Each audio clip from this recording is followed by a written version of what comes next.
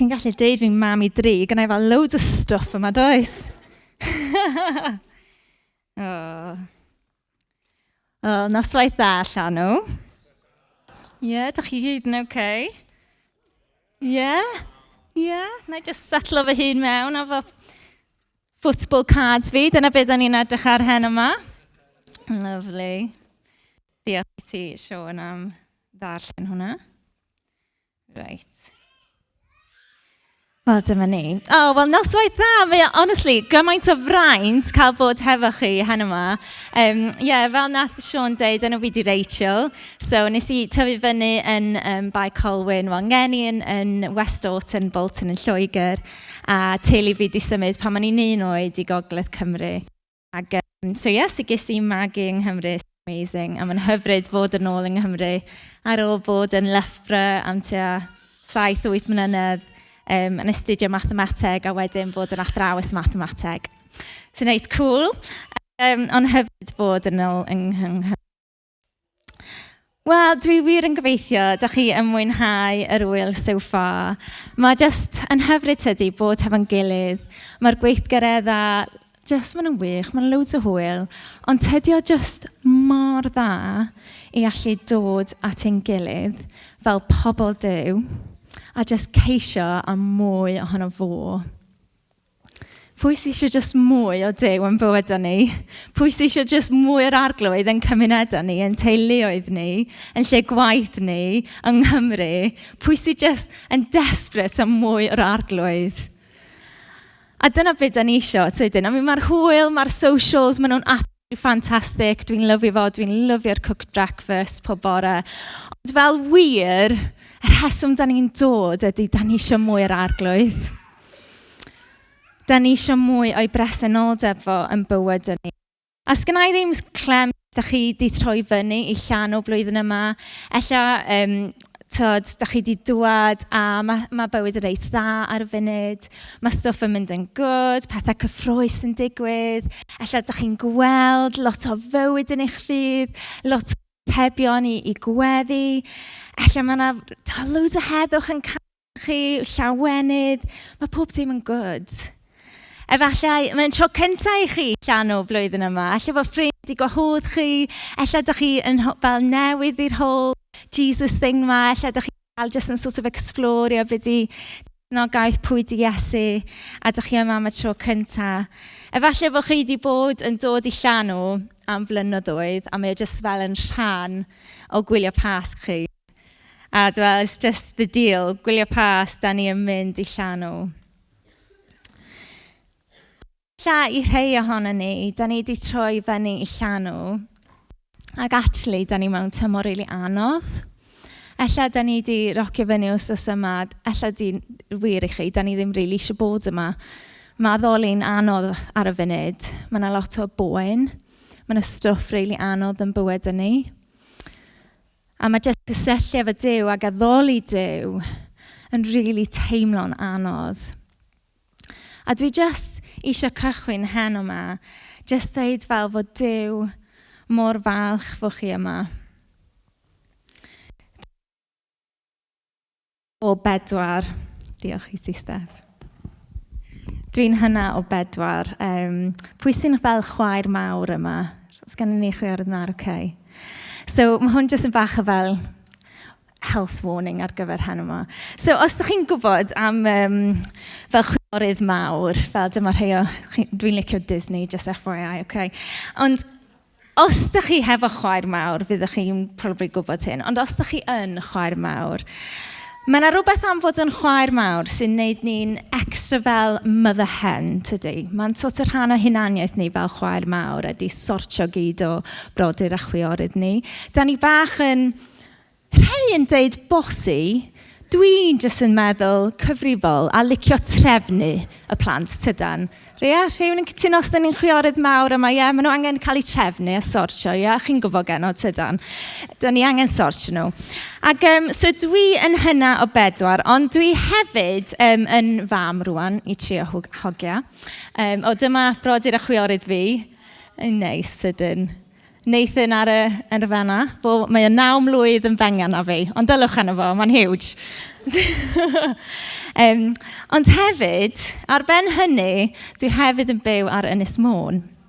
A dwi'n gwybod os ydych chi'n gwybod, un o fel enwa ar gyfer Ynys Môn ydy Môn Mam Cymru.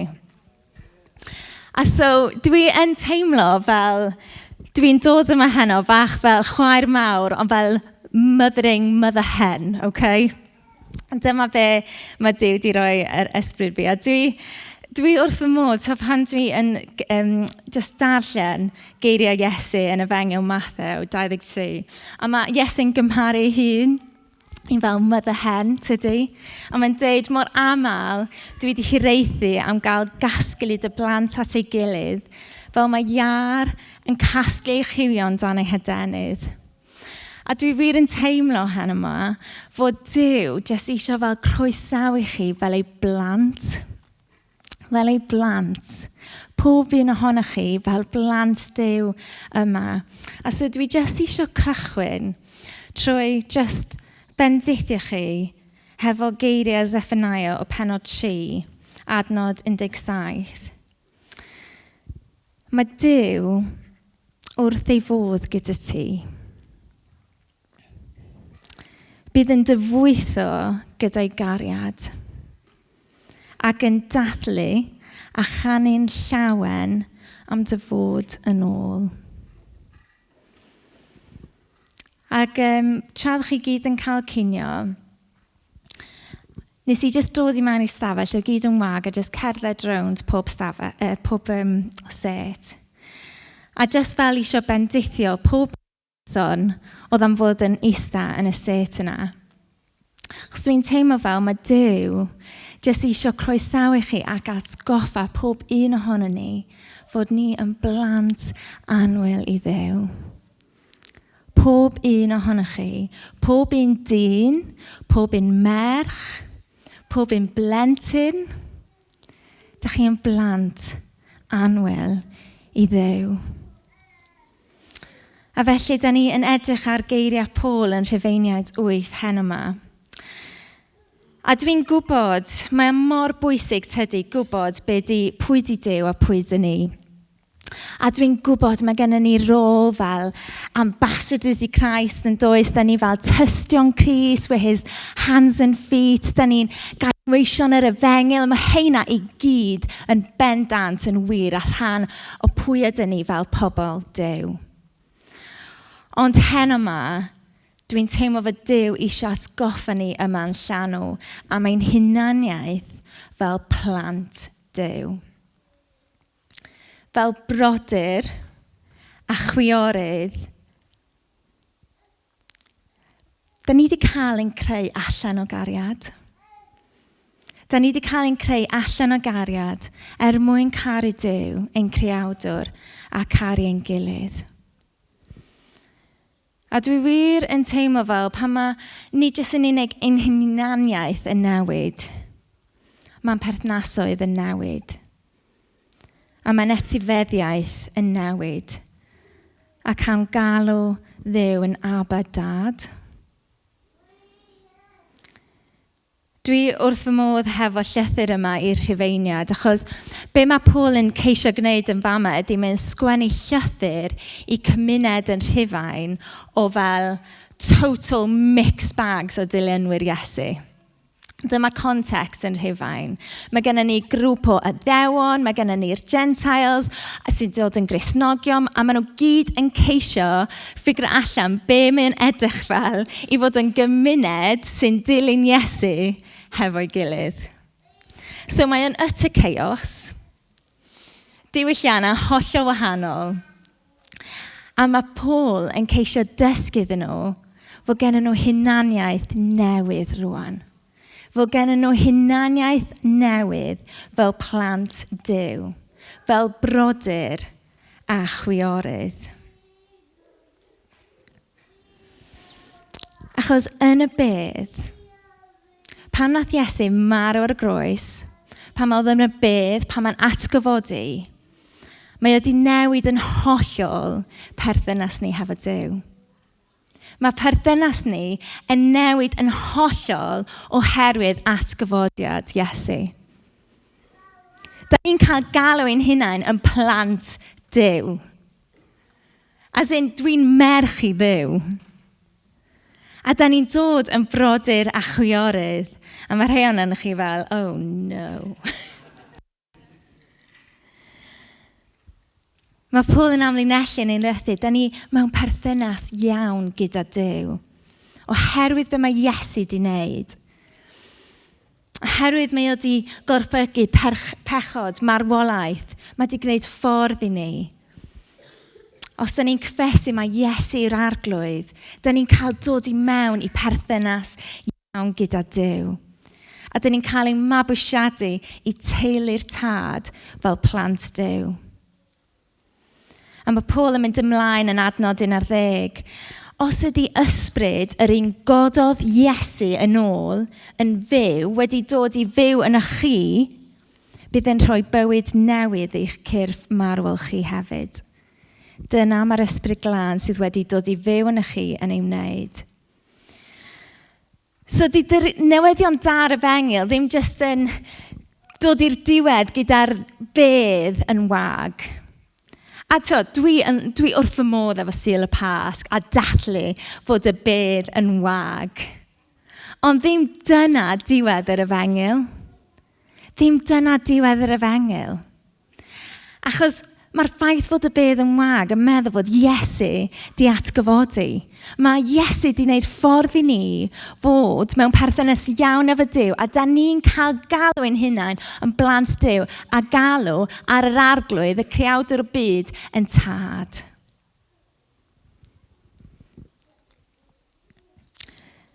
Dwi'n fam i tri hogia ac pam nes I ddod yn fam am y tro cyntaf, oedd fel hunaniaeth fi di newid yn hollol.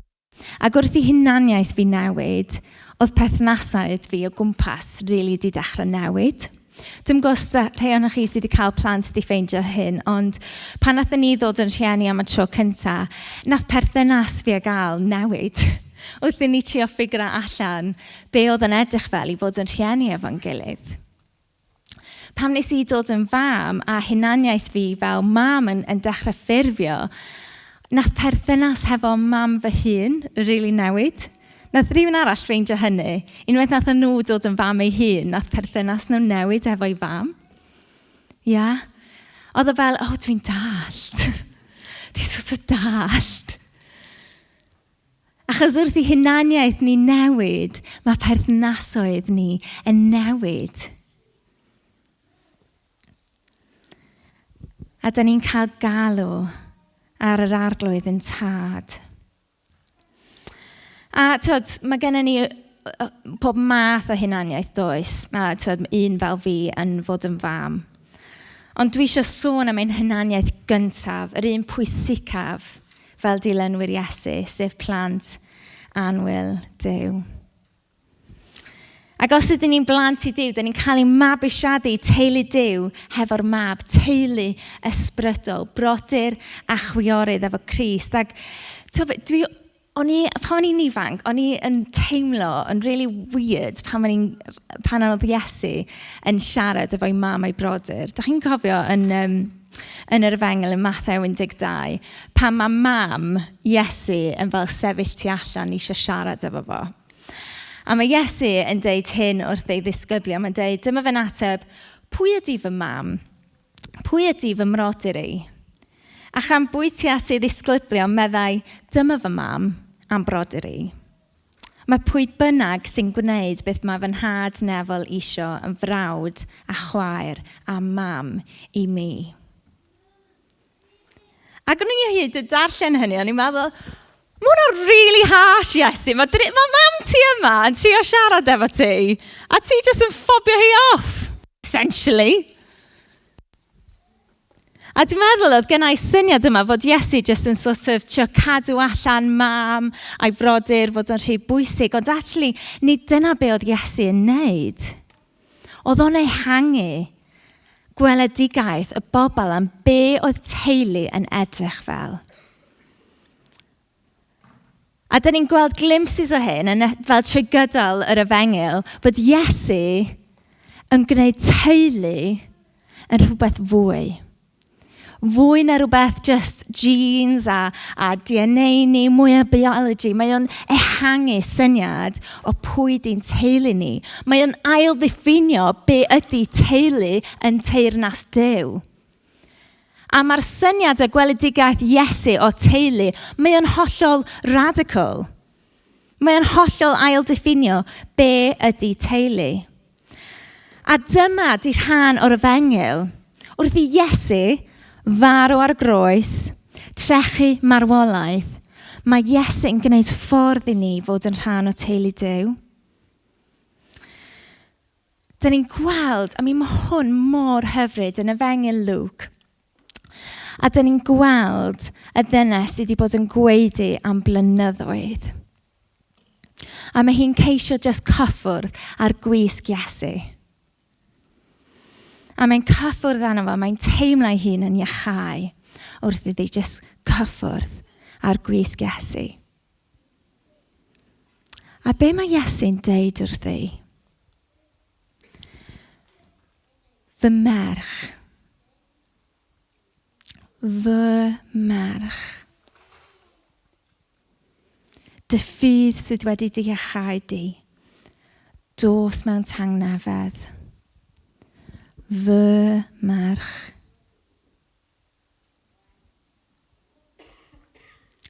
Nid jyst unrhyw ferch. His daughter. Mae Iesu'n adfer ei hunaniaeth. Mae hi'n dweud wrth y ddynes yma, ti'n perthyn i fi. Ti'n perthyn i fi. Ti'n merch i mi. Ti'n just yn random ar y stryd. Ti'n just yn ambassador i fi. Ti'n merch i mi. A wedyn, da ni'n gweld Iesu ar ôl iddo fo atgyfodi, a dwi'n meddwl fod hyn yn really bwysig i clocio. Pan mae Iesu yn gweld disgyblion fe eto, da ni'n gweld Iesu yn Ioan 20, adnod 17, yn galw ei disgyblion am y tro cyntaf yn frodyr. Ar ôl iddo fo atgyfodi, mae'n deud, mae di galw nhw'n ffrindiau, dilynwyr. Mae'n tro cyntaf yn Ioan 20, adnod 17, mae'n deud wrthyn nhw, mae'n deud wrth Mair i fynd i nôl y disgyblion, mae'n deud, dos at fy mrodyr i. A dweud wrthyn nhw, dwi'n mynd at fy nhad am Duw. Eich tad, a'ch Duw chi hefyd. Mae o'n ail diffinio teulu. Mae o'n rhoi hunaniaeth hollol newydd i'w disgyblion. Dyn nhw'n jyst yn dilynwyr. Dyn nhw'n jyst yn myfyrwyr yn dysgu lot o stwff yn fama. Dyn nhw'n hyd yn oed jyst yn ffrindiau. Maen nhw'n brodyr. A pan mae hunaniaeth yn newid, mae'n perthnasoedd ni'n newid. Ac am galw Duw yn Abba Dad. A mae Paul yn cario ymlaen hefo gweledigaeth Iesu am teulu Duw. A mae'n sôn yn ei lythyr i'r Rhufeiniad, mae'n rhoi i'r bobl hunaniaeth hollol wahanol. Rhwng y ddau grŵp yma, yr Iddewon, yr Gentiles, a mae'n rhoi unwaith eto yr weledigaeth hollol radical o bod yn un bobl, wedi mabwysiadu i deulu Duw o dan arglwyddiaeth Crist, fel brodyr a chwiorydd, plant Duw.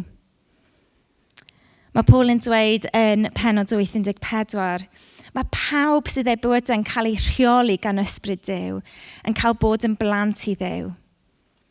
Dydy'r ysbryd glân, dyn ni wedi dderbyn, ddim yn ei gwneud yn gaeth weision ofnus unwaith eto. Mae'n mabwysiadu ni yn blant i Dduw a gallwn weiddi arno'n llawen Abba Dad. Da ni'n rhan o teulu Duw. Dwi yn ferch ein nad nefol. Dwi'n cael galw fy hun yn merch fo.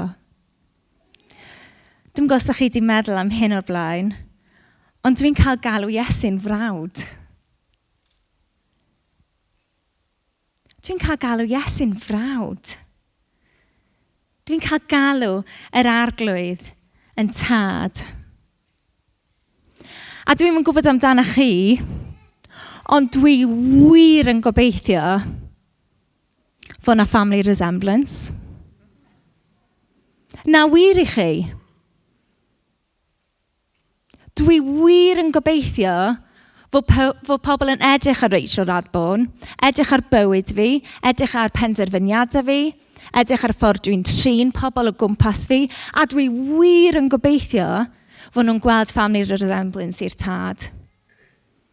Dwi wir yn gobeithio fod nhw'n gweld rhywbeth o mrawd Iesu yn y fi.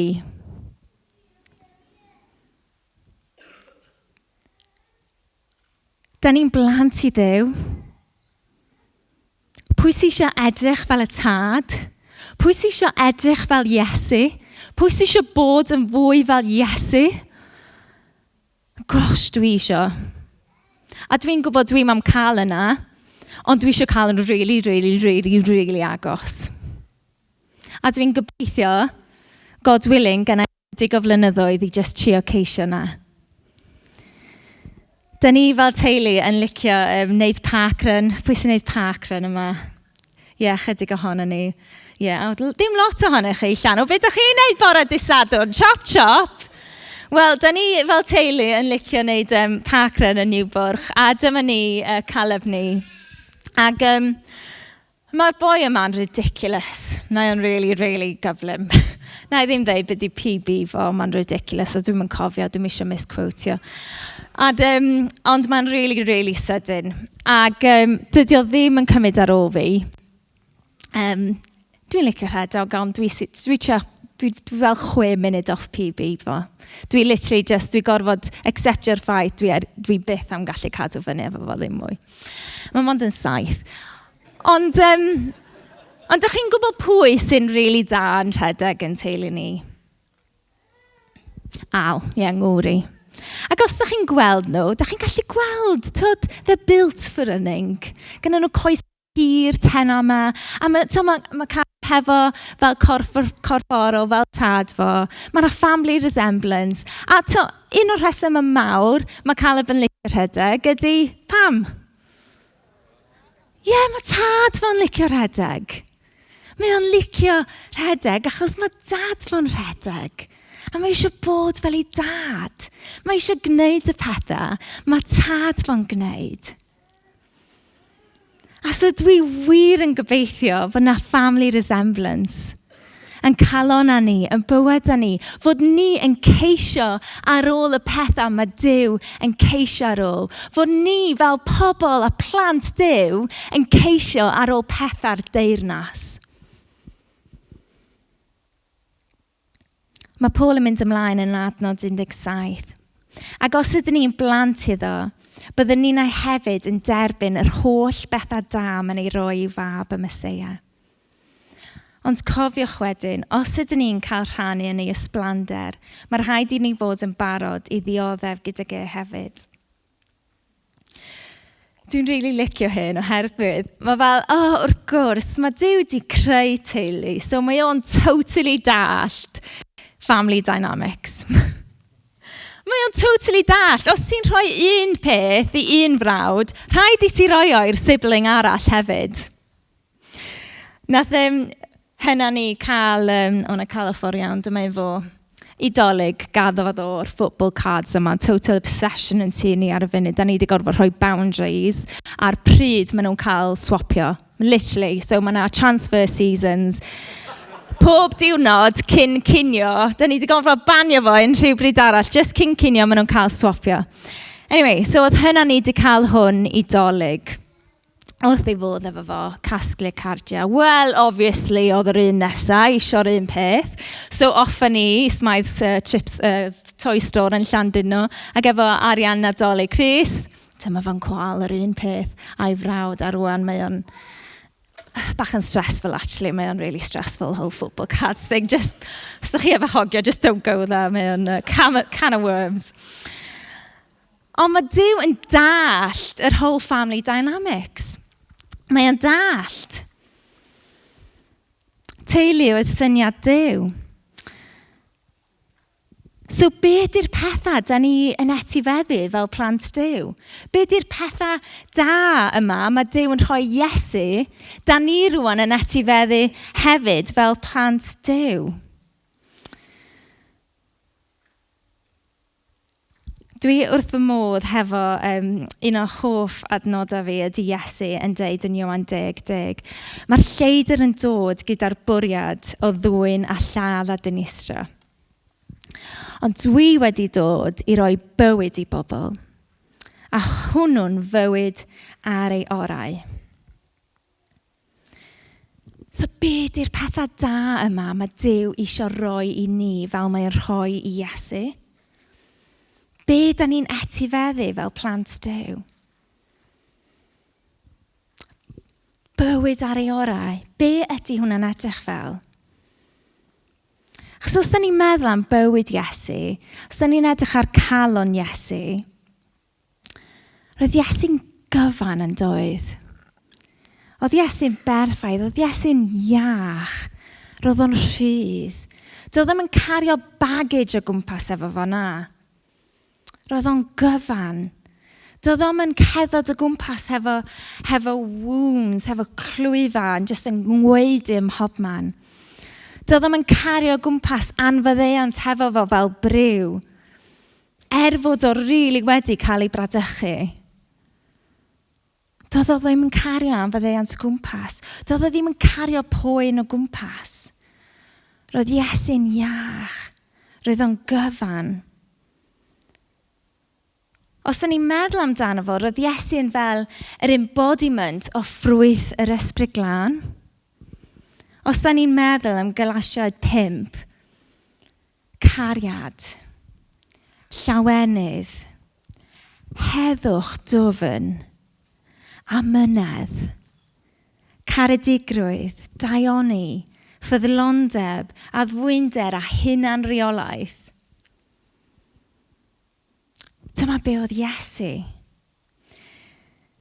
Si glywed cwestiwn ar podcast yr wythnos o blaen, ac oedd y gai yn gofyn, oedd yn cwestiwn at just really dal attention fi, a meddwl, mae hwnnw'n cwestiwn really, really da. Ac oedd yn gofyn, are you weary or are you wounded? Ydych chi just i blino neu wedi'ch clwyfo? Chos os da ni'n weary, fel mae dad fi'n dweud, you just need a good night's sleep. A mae'n wir tydi, mae lot o problemau, stwff a poen sy'n mynd ymlaen actually yn ffain unwaith da ni wedi cael bach mwy o gwsg. Ond mae yna rhai stwff yn bywyd ni. Di mynd i gwely yn gynharach, ddim rili yn helpu. Mae'n poen dwfn. Mae fel wound da ni'n cario'n gwmpas.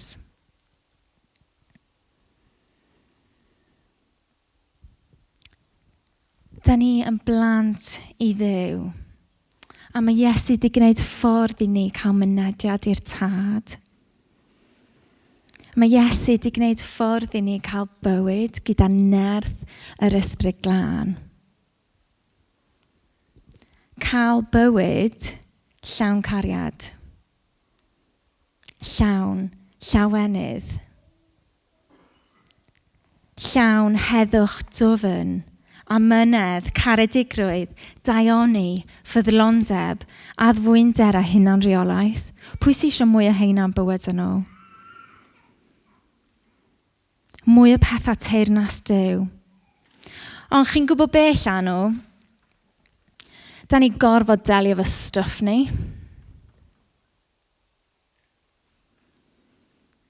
Da ni gorfod delio efo stwff ni. Da ni gorfod delio efo poen ni. Da ni gorfod bod yn onest o flaen Duw hefo stwff ni. A dwi'n teimlo weithiau fod y Beibl lot mwy onest na da ni fel Cristnogion weithiau am poen ni. Os da ni yn darllen trwy Salma, darllen Dafydd yn Salm 139, pan mae'n deud i'r arglwydd, yn galw allan i'r arglwydd, archwilio fi o Dduw. I weld beth sydd ar fy meddwl. Treiddiau'n ddwfn. A deall fel dwi'n poeni. Edrych i weld a dwi'n gwneud rhywbeth o'i le. Ac arwain fi ar hyd yr hyn lwybr. A dwi'n gwybod, da ni erioed am fod yn berffaith. Dim dyna mae Duw yn mynd ar ôl. We're all going to fall short, tydan. We all fall short of the glory of God. Dyna pam da ni angen Iesu. Dyna pam da ni angen ei ras, ei trigaredd. Ond mae Duw eisiau galw ni fel ei bobl i mewn i sancteiddrwydd. Mae eisiau galw ni'n holy people. Be holy like I am holy. Ond da ni gorfod delio efo stwff ni. A to be, dwi eisiau gwneud y gwaith caled ar fy nghalon. Dwi eisiau fod yn onest fel Dafydd o flaen Duw a deud arglwydd, dwi wedi teimlo jealousy at y person yna. Neu dwi'n syffro hefo control yn fama dros y situation, dros teulu fi, dros pobl gwaith. Ella, da ni wedi gadlu'n calon a ni just dod yn cynical.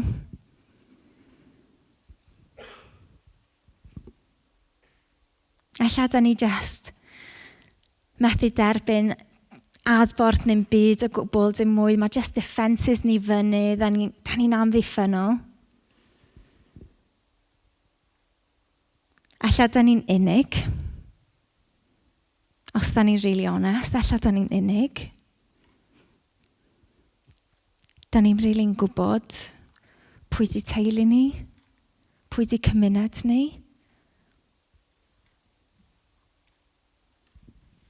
Ella os da ni'n really honest, mae gennym ni anfyddeuant yng nghalon ni. Ella mae di bod yna'n really hir, mae sort of just part of the furniture. Ond oedd Iesu'n gyfan. Oedd Iesu'n iach. Ac os mae Duw yn rhoi heddwch dwfn a llawenydd i Iesu, dyna etifeddiaeth ni hefyd fel plant Duw. A dwi eisiau ceisio ar ôl y pethau yna. Ond os dwi eisiau ceisio ar ôl y pethau yna, mae rhaid i fi fod yn onest efo Duw, hefo stwff fi. Rhaid i fod yn onest hefo Duw am pa stad mae'n nghalon ni yn. Mae yna frawddeg ar cychwyn yr ffilm Frozen. A mae'n deud, beware the frozen heart. Beware the frozen heart. A dwi'n teimlo heno yma fod Duw eisiau atgoffa ni fod ni yn blant i Dduw. A fod Duw eisiau dod fel tad a sorsio helpu calon ni. Chi'n plant. Yn wedig os yn aml mae plant, os maen nhw yn disgyn, os maen nhw'n brifo eu hun. Be maen nhw'n neud yn syth bin? Be maen nhw'n neud? Crio. Wedyn ar ôl crio, be maen nhw'n neud? Ie. Maen nhw'n rhedeg syth at mam neu dad. Neu pwy bynnag di oedolyn saff. Maen nhw'n rhedeg yn syth yna. Maen nhw'n deud wrthyn nhw, lle mae yn brifo. Dwi wedi brifo fy hun yn fama. A maen nhw'n disgwyl i'r rhiant neu'r oedolyn wneud rhywbeth amdano fo. Tydyn? Helo! Lle mae plaster fi hyd yn oed os mae'n tiny? A dwi'n meddwl bod ni'n colli rhywbeth o hynny pan da ni'n mynd yn hyn. Da ni'n stopio mynd at yr arglwydd. Hefo clwyfo ni. Deud arglwydd dwi wedi brifo fama. Neu mae'r person yna wedi brifo fi a dwi'n really stryglo i fadda iddyn nhw. Neu arglwydd dwi'n really stryglo hefo just comparison and jealousy. A mae'n effeithio perthnasoedd fi. Mae'n effeithio perthynas fi efo mhlant i. Mae'r poen yn effeithio marriage fi.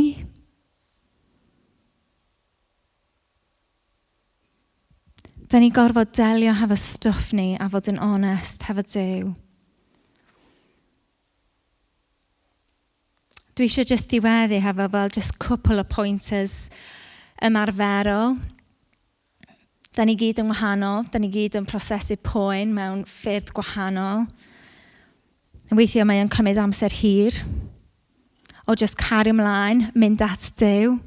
Dwi dal angen help. Dwi dal angen help yn hwn. Dwi angen nerth yr ysbryd glân.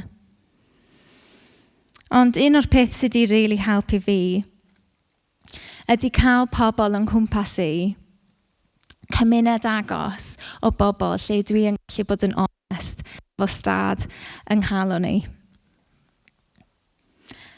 Ac yn enwedig os ydych chi yn arweinwyr mewn rhyw ffordd, arwain eglwys, arwain capel, neu rhywun sy'n fel just cario lot o cyfrifoldeb.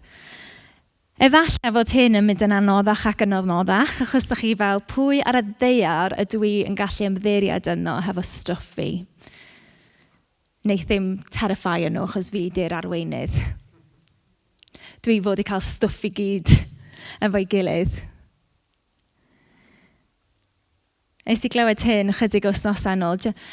So the sailors ar y môr, dyn nhw'n just defnyddio North Star i helpu nhw ar siwrne. Maen nhw'n defnyddio constellations.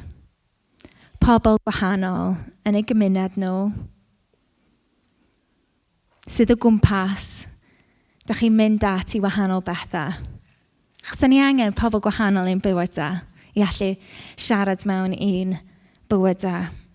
Ond da ni angen y pobl saff, da ni gallu bod yn onest efo, ond sydd hefyd yn gallu fel rhoi sialens i ni. A da ni angen y pobl sydd jyst yn rhoi mwytha a dweud, ie, da ni'n perffaith ac yn, dim byd y bod efo ni, mae hynna'n good hefyd.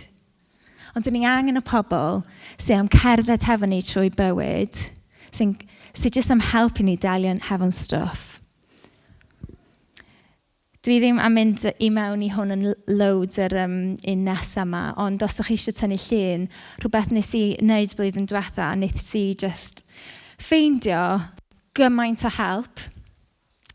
Oedd o yn just fel reflection, yn meddwl am perthnasoedd y mywyd i.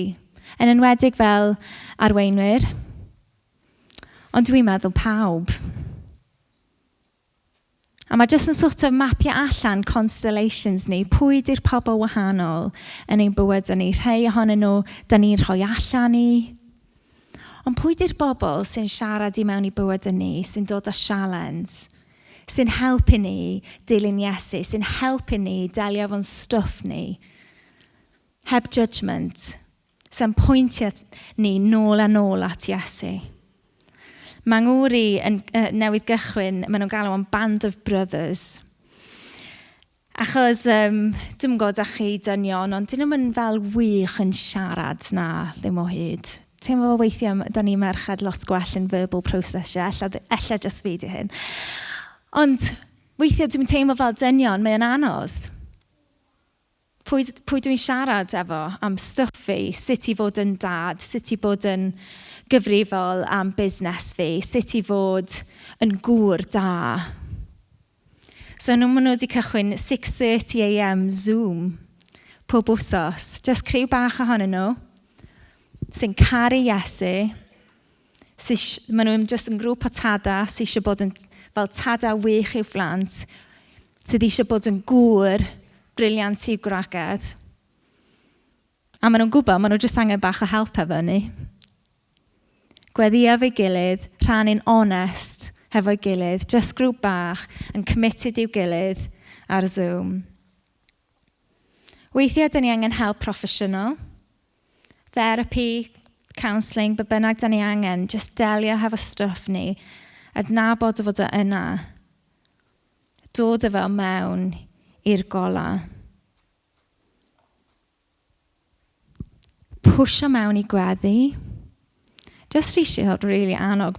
Da ni mor fel, di cael ei bendithio yma, mae gen i fel yr gofod tu ôl i ni i weddio, a mae yna criw o bobl i weddio hefo ni. Pryd oedd y tro diwetha nathach chi ofyn i rywun weddio drostoch chi? Da ni fod yn brodyr a chwiorydd. Plant Duw. Cheer each other on. Annog yn gilydd. Gweddio dros yn gilydd. Gweddio dros gwaith yn gilydd. Gweddio dros arolwadau ni sy'n dod fyny. Gweddio dros plant ni. Gweddio dros cymunedau ni. A weithiau da ni teimlo fach o shame o fel, da ni'n Nghymru, mae pawb yn nabod ein gilydd. Os dwi'n gofyn i rywun gweddio, da ni gyd yn bod, pa mae hi eisiau gweddi? Dim ots, da ni gyd efo stwff, tydan? Da ni gyd angen help ein gilydd. Da ni definitely gyd angen help yr ysbryd glân. Da ni eisiau ceisio ar ôl Duw a pethau'r deyrnas. Da ni eisiau fod yn bobl sy'n cario family resemblance i'r tad.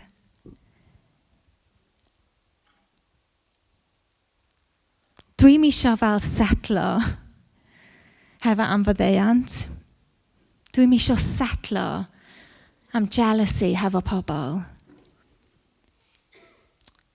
Dwi eisiau bod yn gyfan, dwi eisiau bod yn iach, dwi eisiau ceisio ar ôl ffrwyth yr ysbryd glân yn fy mywyd i. Felly, dwi jyst eisiau gorffen trwy gwahodd yr ysbryd glân. A jyst i fod yn dawel. A gofyn iddo fo dechrau symud. I jyst ddechrau'r siwrna pwyntio allan lle mae'r hew yn ein calon ni. Beware the frozen heart. Gawn ni dewder a gostyngeidrwydd i wahodd yr ysbryd glân, i ddod â iachad a chyfanrwydd ein calon ni.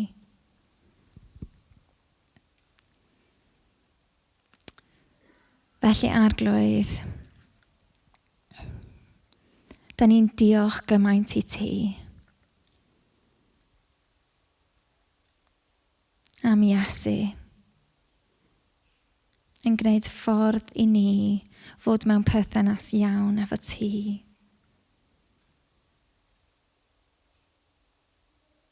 Cawn galw Duw yn Abba Dad. Diolch Iesu am gwneud ffordd i ni allu wneud hynny.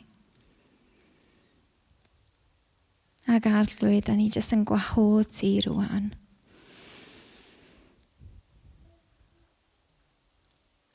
A rhoi calon ni i ti. A fel mae Dafydd yn deud, i just edrych yn dwfn i mewn i calon ni arglwydd.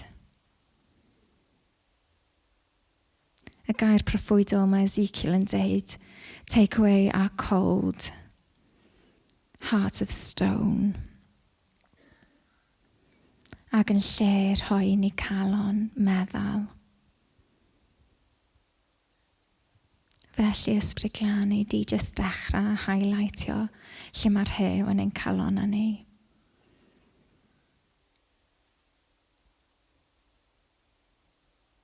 Neu di jyst dangos i ni ardaloedd o bywyd o calon ni lle dyn ni angen nerth yr ysbryd glân i ddod i lanhau, i toddi.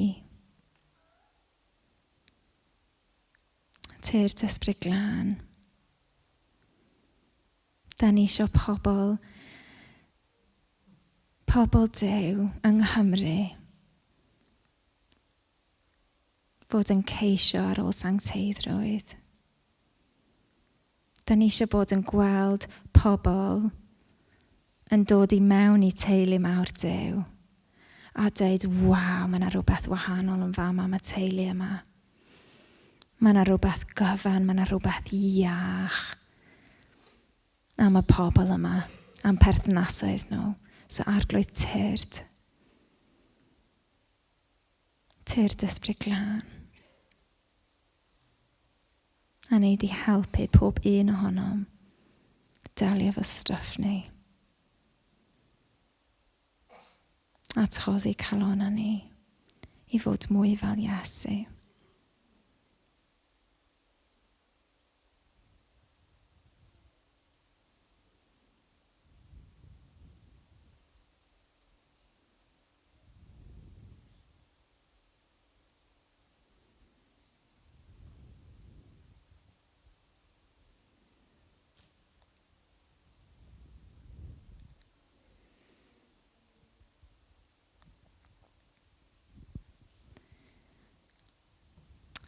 Arglwydd i jyst eisiau fel offro fyny pob marriage sy'n cael ei cynrychioli yma heno. A jyst yn teimlo fel fod yr ysbryd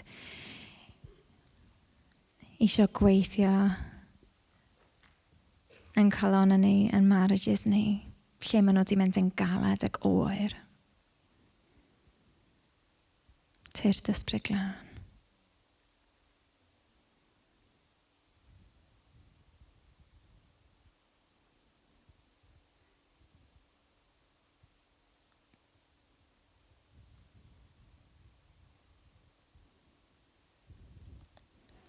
Felly arglwydd, wneud i cario ymlaen i gweithio yn ein calonna ni. Wneud i helpu ni cael constellations o bobl o gymuned sy'n helpu ni ceisio ar ôl ti. A ni'n bendithio pob un person yma yn enw Iesu fel brawd a chwaer yn teulu Duw. I bendithio pob un ohono.